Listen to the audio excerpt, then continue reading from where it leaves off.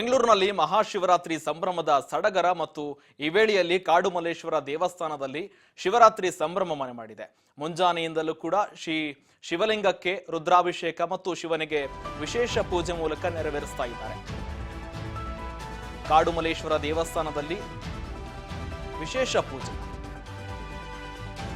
ಬೆಂಗಳೂರಿನಲ್ಲಿ ಮಹಾಶಿವರಾತ್ರಿ ಸಂಭ್ರಮ ಸಡಗರ ಮನೆ ಮಾಡಿದೆ.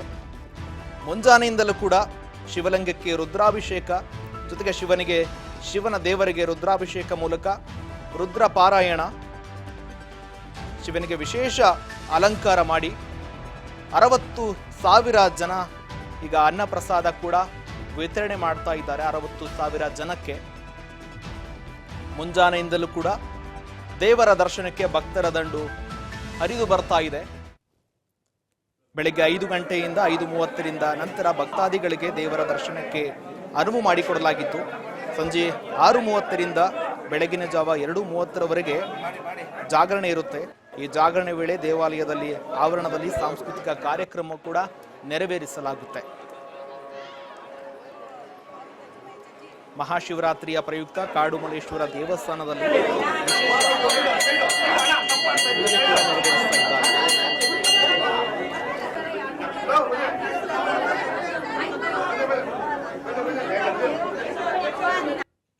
ಎಷ್ಟು ಸ್ಪೆಷಲ್ ಅಂದರೆ ಇಡೀ ಬೆಂಗಳೂರಿಗೆ ಇದು ದೊಡ್ಡ ದೇವಸ್ಥಾನ ಅಂತ ನಾವು ಭಾವಿಸ್ತೀವಿ.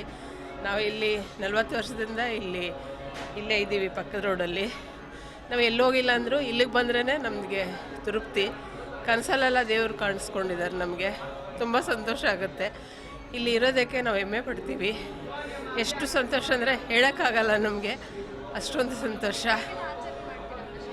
ನಾವು ಡೈಲಿ ಮನೇಲಿ ಊಟ ಮಾಡ್ತೀವಿ, ಇಲ್ಲಿ ಹೋಗಿ ಪೂಜೆ ಮಾಡಿ ಇವ್ರನ್ನ ನಾವು ಬಂದು ದರ್ಶನ ಮಾಡಿಲ್ಲ ಅಂದರೆ ನಮಗೆ ಒಂದು ದಿವಸ ಬಂದಿಲ್ಲ ಅಂದರೆ ಏನೋ ನಮಗೆ ಒಂದು ಸಂಕಟ.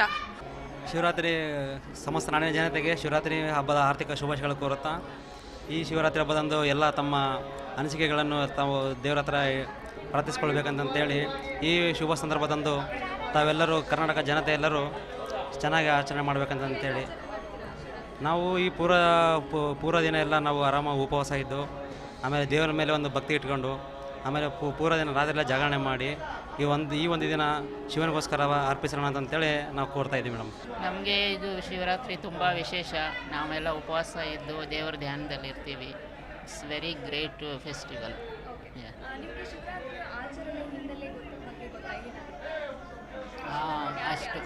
ಅಷ್ಟು ಗೊತ್ತಿಲ್ಲ. ನಾವು ತುಂಬ ಲಾಂಗ್ ಕ್ಯೂಯಿಂದ ಬರ್ತಾ ಇದ್ದೀವಿ. I am feeling blessed. ತುಂಬ ಚೆನ್ನಾಗಿ ನಮ್ಗೆ ದರ್ಶನ ಮಾಡ್ಕೊಂಡು ಹೋಗಬೇಕು ಅಂತಲೇ ನಾವು ಅಷ್ಟು ದೂರದಿಂದ ನಾವು ಬಂದಿರೋದು ಸಂಜಯ್ ನಗರದಿಂದ. ಹೌದು, ತುಂಬ ದೊಡ್ಡ ಲಾಂಗ್ ಕ್ಯೂನಲ್ಲಿ ನಿಂತ್ಕೊಂಡು ನಾವು ದೇವರ ದರ್ಶನ ಮಾಡಿಕೊಂಡು ಹೋಗಬೇಕು ಅಂತ ಮಾಡ್ತಾಯಿದ್ದೀವಿ. ಓಂ ನಮಃ ಶಿವಾಯ. ಶಿವಾಯ. ಶಿವರಾತ್ರಿ ಅಂದರೆ ನಮಗೆ ಚಿಕ್ಕ ವಯಸ್ಸಿಂದನೂ ನಾವು ತುಂಬ ವಿಜೃಂಭಣೆಯಿಂದ ಮಾಡ್ತೀವಿ.